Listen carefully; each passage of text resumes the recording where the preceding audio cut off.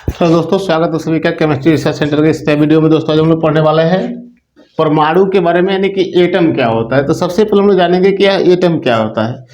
तो किसी भी पदार्थ को अगर तोड़ा जाए तो उसको तोड़ते जाएंगे तो अंत में कितना छोटा टुकड़ा प्राप्त होगा जिसको हम दोबारा नहीं तोड़ सकते हैं, पुनः विभाजित नहीं किया जा सकता है। तो उस कण को हम लोग कह सकते हैं कि परमाणु है।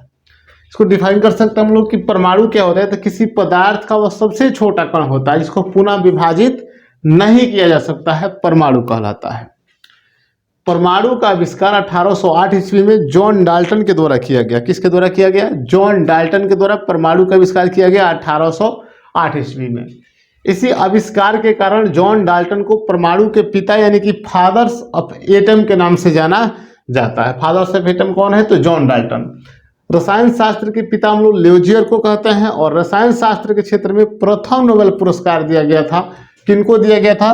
तो वान हॉफ को दिया गया था। रसायन शास्त्र के पिता कौन है?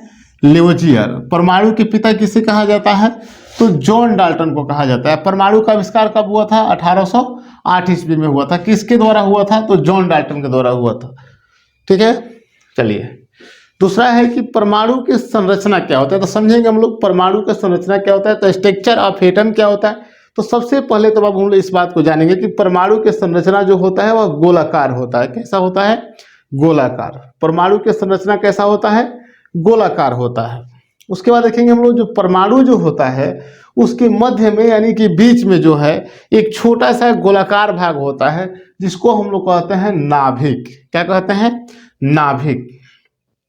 और देखिए एक बात यहाँ पे हम लोग थोड़ा सा और जानेंगे। जो परमाणु होता है उसके 3 मौलिक कण होते हैं। कितने मौलिक कण होते हैं? 3।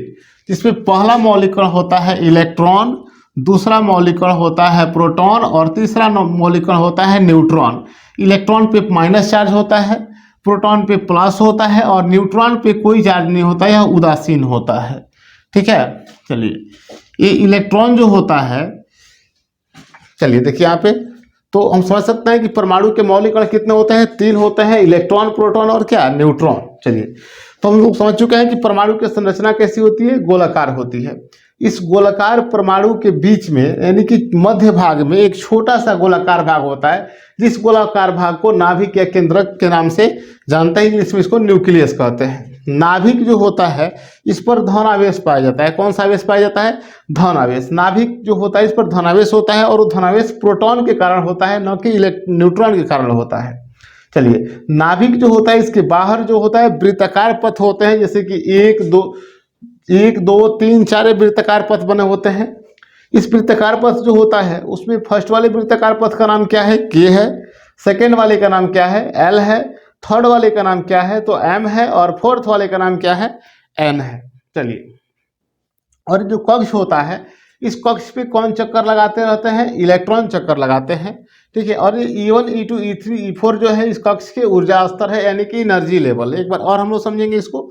परमाणु जो होता है उसकी संरचना कैसा होता है? तो गोलाकार होता है।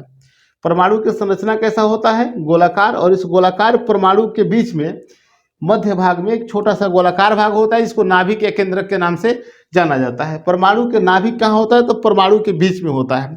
परमाणु के पूरा धनावेश कहाँ पाया जाता है? तो नाभिक में पाया जाता है। परमाणु के पूरा द्रव्यमान कहाँ पाया जाता है? तो नाभिक में पाया जाता है। चलिए तो प्रोटॉन और न्यूट्रॉन कहाँ पाया जाता है? परमाणु के नाभिक में पाया जाता है। और इस नाभिक पे कौन चार्ज होता है? प्लस चार्ज होता है, और ये प्लस चार्ज प्रोटॉन के कारण आता है। चलिए नाभिक जो होता है इसके बाहर 4 वृत्ताकार पथ बने होते हैं, 1 2 3 4। एक वाला जो फर्स्ट वाला वृत्ताकार पथ होता है उसका नाम के होता है, सेकेंड वाले का नाम एल होता है, थर्ड वाले का नाम एम होता है, और फोर्थ वाले का नाम एन होता है। इस पे चक्कर कौन लगाता है? तो इलेक्ट्रॉन चक्कर लगाता है। और प्रथम कक्ष में जब इलेक्ट्रॉन चक्कर लगाता है तो उसका ऊर्जा स्तर क्या होता है? E1 होता है। दूसरी कक्ष के लिए क्या होता है? E2 होता है। तीसरे के लिए E3 होता है, और चौथे के लिए E4 होता है। इस प्रकार से हम लोग अध्ययन किए परमाणु की संरचना के बारे में।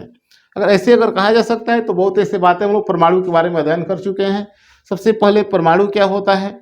तो किसी पदार्थ का सबसे छोटा कण होता है जिसको हम लोग दोबारा नहीं तोड़ सकते हैं, यानी पुनः विभाजित नहीं किया जा सकता है, उसको हम लोग परमाणु कहते हैं। परमाणु का आविष्कार कब हुआ? तो 1808 ईस्वी में हुआ।